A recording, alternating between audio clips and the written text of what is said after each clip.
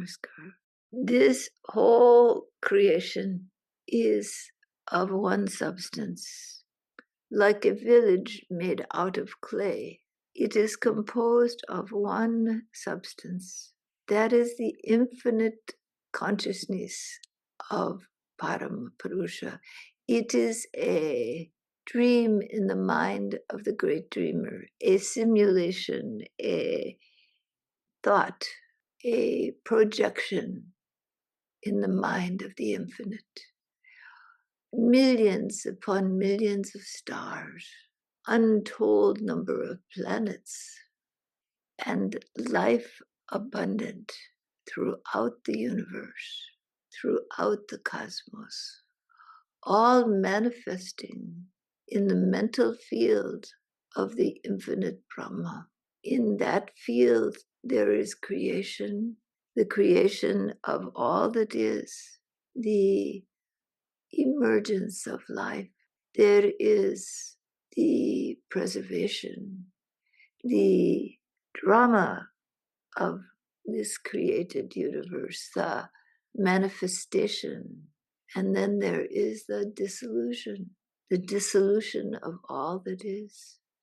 And this goes on continually. It is not one creation, one preservation, one dissolution. No, it is going on and on and on. And when all this movement occurs, time, linear time, comes into existence because there is a beginning, a middle, and an end. And that process is going on and on, for one star is born and another ceases to be. Another lives a long life. And the same with all the living beings of this universe, in all the forms and colors that they take. So life is something that begins, goes on, and ends. All life, all creation is in this process. But what begins, what remains, what dissolves, it is all the mental projection of the infinite Brahma, creating manifestation. Because there is a point of beginning and a point of ending, a time between, there is time. It occurs in a place, there is space, and there is the experience of consciousness, the relativity of manifestation, experienced in consciousness. So when consciousness embodies, it means that a fragment of this infinite consciousness, this infinite mental flow of the cosmos in the mind of the Creator, in the mind of this infinite Brahma, a portion of that is separated out. That becomes the Atman, the witnessing consciousness of the individual entity. But that Atman is no different than the Paramatma, the consciousness that is the substance of all that is witnessing everything that is. But when it witnesses only the individual experience, it is the Atman. It is a fragment of the whole, witnessing the individual experience. Thus, your Atman is the very source of your awareness, of your I amness. So there is I feeling, and built around that there is experience, clinging to life, attempting to get ahead, fearing and rejecting that which harms your life force. This experience is associated with an experience of I. So there is the projected experience, the chitta. There is the Aham, there is the Aham Tattva, there is the experience of doing, the feeling that you are doing, you are manifesting, you are experiencing. And then who is experienced? There must be someone to experience it all. Therefore, there is an I feeling. I exist. But there is then the witness of this I feeling, the witnessing consciousness, which knows that you exist. It's your knowledge that you exist, your capacity to perceive your existence. But all of this I feeling and all of this experience is based in the Atman. It is a projection in the little mind, which has developed within the great mind of the infinite, a type of mirrored image, like the moon shining in 100 puddles.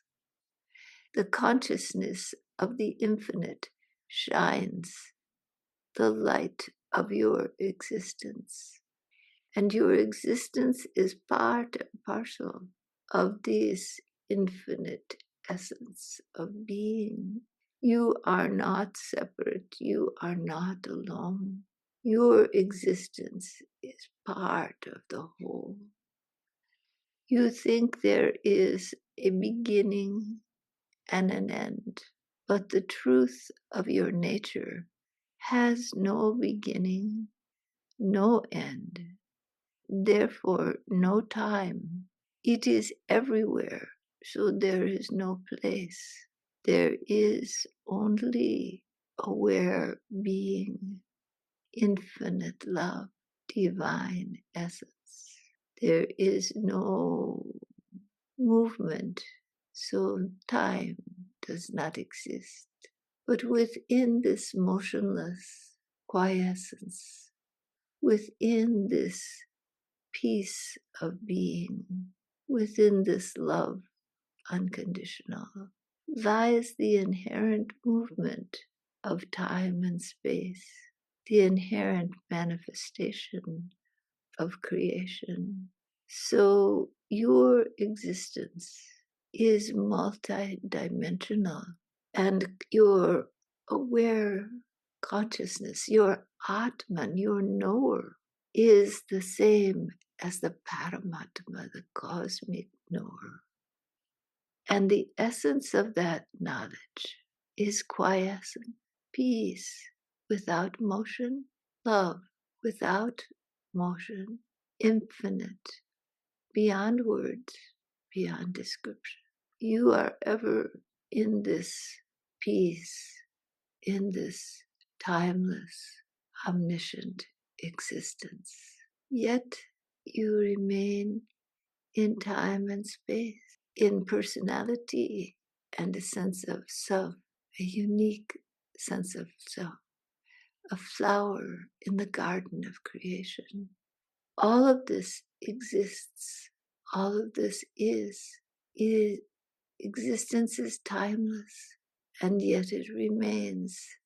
There is time. Existence has no place. It is omniscient, yet it exists in your body, in your mind, in the flow of time and space and personality, individual. So your consciousness has different dimensional potentials. You can exist in the flow of your body and mind, your desires, your fears, your life which arises is for a time and then ends.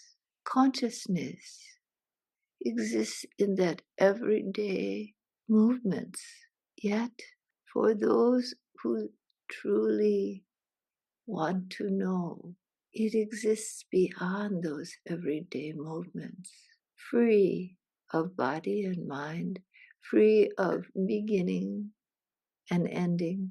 Eternal, infinite being is your inherent nature. You neither are born nor do you die, but the dream of you being born, living a time and dying, that relative reality of you abides, exists like a dream or a simulation in the cosmos. Your consciousness can choose to live solely in that dream, or you can awaken from that dream, that simulation, and see yourself, the dream self, the little I, the assumption of I, when there is only the great cosmos. There is only the infinite Brahma. There is only the one eternal beingness manifesting in all creation. And the little I is an assumption that the body and the mind and the experiences belong to someone different than the eternal self of all. You are not different. You are part of the eternal self of all. The I is a dream in the mind of the great dreamer, a belief, an idea. When you let go of that belief, that idea of I, what remains? There is experience. There is blooming into life. There is the experience of living, interacting, creating. And then there is the experience of dissolution, dying. But if there is no I, to whom does this experience belong? Is it not the infinite consciousness of the divine Brahma, from which all experience comes? Those lost in the opaqueness, in the darkness, live their lives in hatred, live their lives in fear, live their lives in struggle. Do not hate them. They are in the darkness, and it is pain. They try to inflict that pain on others to ease their fear, to ease their guilt, to ease them. But they are wounded, they are in pain, and they try to inflict this opaqueness on the consciousness of others. What to do? Know that you are not a small I governed by time and space, but there is nothing there but the cosmic self, the Atman, the unique expression of the infinite Paramatma, the witness of all that is. You abide in this wholeness. Its quality is closest described as love, though it is a word that cannot hold the wholeness of it. Its quality is described as truth, satya, though it is a word that cannot hold it completely. For it has no word that can hold that which is beyond words, beyond confinement of any type, which is free, whole, unbound by time and space. It is your own nature. You don't need to simply live in the body and in the mind. You can live in your true nature, knowing the body and the mind are passing dreams, passing experience in the mind of the infinite. Find your peace in that love, in that truth, in your own nature, in the great infinite love of Parama Purusha. Let go into that. Let that which is guide your body, your mind, and all that is. And surely you will find peace and real happiness. All right?